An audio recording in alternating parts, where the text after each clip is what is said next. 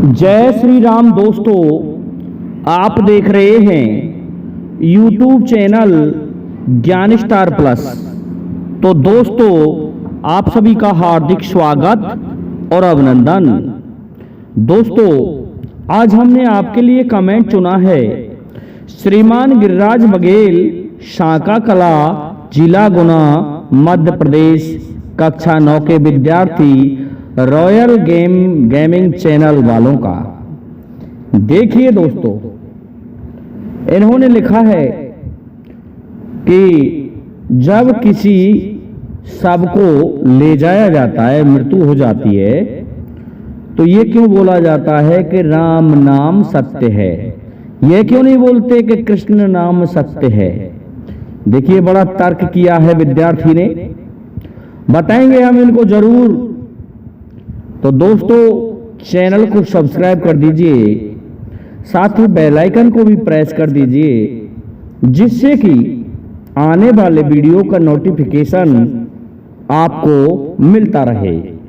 देखिए, गरुड़ पुराण के अनुसार मैं ये आपको जवाब देने जा रहा हूं कि गरुड़ पुराण में क्या लिखा है इस मत के बारे में।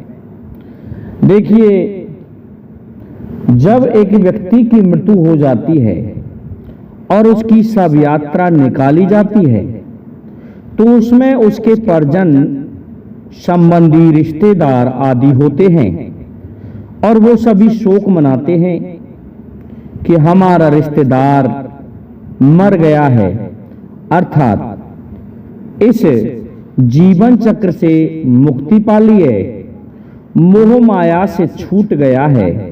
देखिए, शरीर का जो चक्र होता है, इसमें आत्मा जो होती है वह आजर अमर होती है, वह न मरती है और न ही उसे बुढ़ापा आता। केवल शरीर को ही ये व्याधियां सताती हैं और इनसे जो जब वो मर जाता है, शरीर को छोड़ देती है आत्मा, तो उस मोह बंधन से छूट करके मुक्त हो जाती है। ये शब्द दोस्तों तब बोले जाते हैं कि राम नाम सत्य है। ये उस आत्मा के लिए नहीं बोले जाते, उस मरने वाले व्यक्ति के लिए नहीं बोले जाते, बल्कि उन लोगों को सचेत किया जाता है जो उसके साथ में उसको जलाने जा रहे हैं, शमशान में ले जा रहे हैं। कैसा है, आप खाली हाथ आए थे और खाली हाथ ही जा रहे हो। इसलिए देखिए, जो कुछ है, ये ब्रह्मांड, ये पृथ्वी, ये आत्मा, शरीर, जो कुछ प्राप्त किया यहीं से प्राप्त किया और अंत में आपके साथ कुछ भी नहीं जा रहा है। ये सभी सत्ता उस प्रभु श्री राम की है और वही सत्य है, अंतिम सत्य वही है। तो उन्हें जो दुख होता है, उस दुख के निवारण के लिए ऐसी शक्ति प्रदान करता है। ये एक मंत्र है अंतिम शव यात्रा का कि राम नाम सत्य है। इससे एक शक्ति विशेष आती है, परंतु होता क्या है, इंसान बड़ा स्वार्थी होता है। जब वह शमशान में पहुंच जाता है तो मानो उस समय सतयुग ही क्यों ना उतर के आ गया हो, ऐसा प्रतीत होता है। सभी लोग सोचते हैं कि इस संसार में कुछ नहीं है, ये नश्वर है, ये मेरा है, ये तेरा है। ये सब झूठी बातें हैं। लेकिन वहां से जलाने के पश्चात और जब वो घर आ जाते हैं, तो जैसे ही उसके 12-13 दिन होते हैं, तो उसके जो पुत्र, लड़का, लड़की, सगे संबंधी जो भी होते हैं, वो संपत्ति के बंटवारे में लग जाते हैं। भूल जाते हैं राम नाम सत्य क्या था और क्या बोला था। पिताजी को ले गए थे जलाने, वो कहते हैं कि इधर से इस घर को मैं इधर से लूंगा, उस खेत को उधर से लूंगा, उस प्रॉपर्टी में वहां से हिस्सा लूंगा। इस तरह से करते हुए वो झगड़ते हैं और इसी बात का एहसास कराया जाता है कि दोस्तों, राम नाम सत्य है, कुछ नहीं है इस प्रॉपर्टी में भी। खेती बाड़ी, मकान, पैसा, ये कुछ नहीं है, इसको यहीं से प्राप्त किया, किसी ने ईमानदारी से प्राप्त किया अपने श्रम से, अपने पसीने से प्राप्त किया। तो कुछ एक लोगों को फ्री का चाहिए, वो बेईमानी करके अर्जित करते हैं, लेकिन उनको ये नहीं पता कि उन्होंने जैसे कर्म किए हैं वैसी ही योनि उसको अगले जन्म में मिलेगी। वह जब मर जाता है तो उसके कर्म ही उसका जन्म तय करते हैं कि इसे कैसा जन्म मिलेगा। यदि उसे इंसान का जन्म भी मिलेगा तो कैसे घर में मिलेगा। हो सकता है उसने इंसान का जन्म पाने लायक तो कर्म कर लिया, लेकिन एक अच्छे घर में जन्म लेने लायक कर्म नहीं किया। तो पहले तो किसी अच्छे घर में था, लेकिन उसके पश्चात वो इंसान इतने गरीब घर में जन्म लेता है जिसमें आज से कल को खाने को नहीं होता है। तो वह क्या करता है, इस तरह के गंदे काम करता है और अपना पेट भरता है। ये सभी कर्म ही तो तय करते हैं दोस्तों। एक अमीर होता है तो एक बिल्कुल आज से कल को खाने को नहीं है, ऐसा होता है। ये सभी कर्मों का आधार है दोस्तों। एक अच्छे घर की बहू और किसी घर में आ गई और विवाह हो गया, तो उस समय उसकी सासू मां ने और उसके परिवारजनों ने उसे घर से बाहर नहीं निकलने दिया। लेकिन उस बहू के कर्म इतने खराब थे कि उसकी अधपर में ही मृत्यु हो जाती है। और मृत्यु हो गई किसी कारण से, बीमार होकर के या किसी अनर्गल तरीके से। और उसके पश्चात क्या होता है दोस्तों, मैं ये आपको सुनाने जा रहा हूं। उसी कॉलोनी में वो एक कुतिया के रूप में जन्म लेती है। अब उस बहू को सब कुछ याद है कि ये वही कॉलोनी है और यह मेरा घर था, लेकिन परिवार वालों को ये थोड़ी पता था कि ये हमारी बहू बनी, ये वही कुतिया है जो हमारी बहू थी।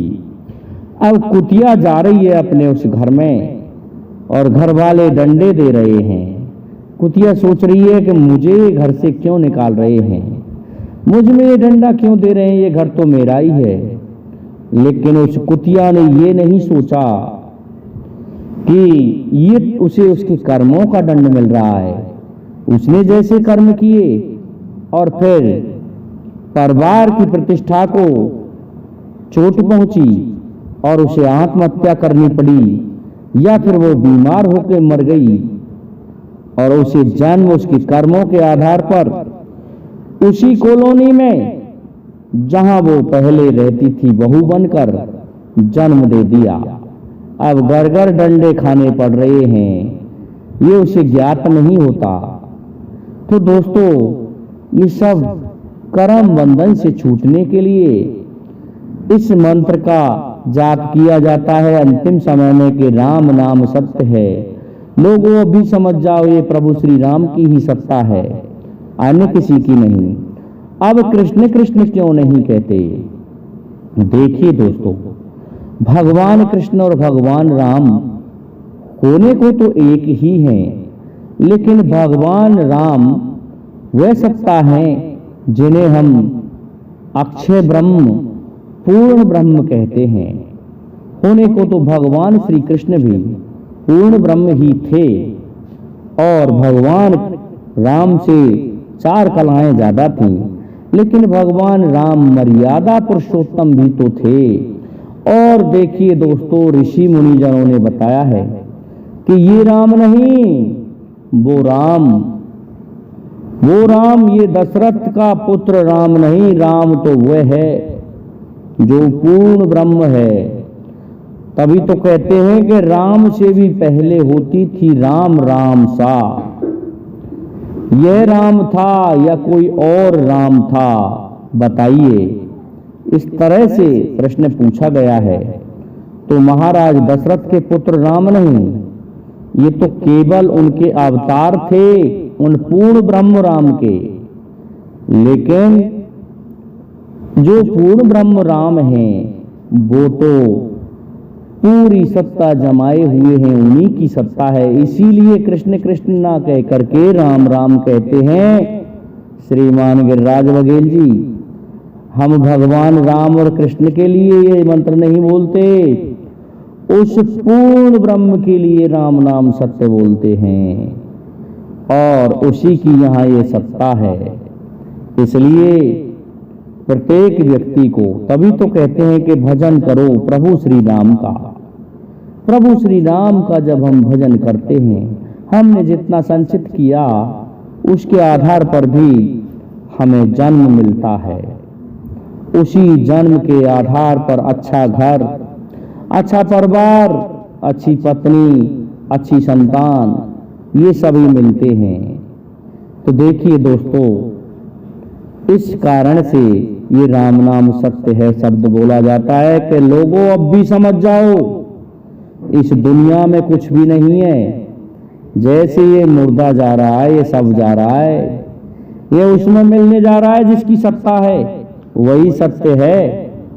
इसलिए ये हाय हाय कर रहे हो तुम कि ये मेरा है, वो मेरा है, वो उसका है, ऐसा नहीं है। सभी सत्ता प्रभु श्री राम की है। तो दोस्तों, मैं समझता हूं गिरिराज बघेल जी को इसका उत्तर मिल गया होगा। इसलिए अब आप सभी से मेरा निवेदन है कि आप हमारे इस वीडियो को लाइक, शेयर और सब्सक्राइब कीजिए। साथ ही बेल आइकन को भी प्रेस कर दीजिए, जिससे कि आने वाले वीडियो का नोटिफिकेशन आपको मिलता रहे। दोस्तों, जय हिंद, जय भारत, जय जय श्री राधे, जय जय श्री राम।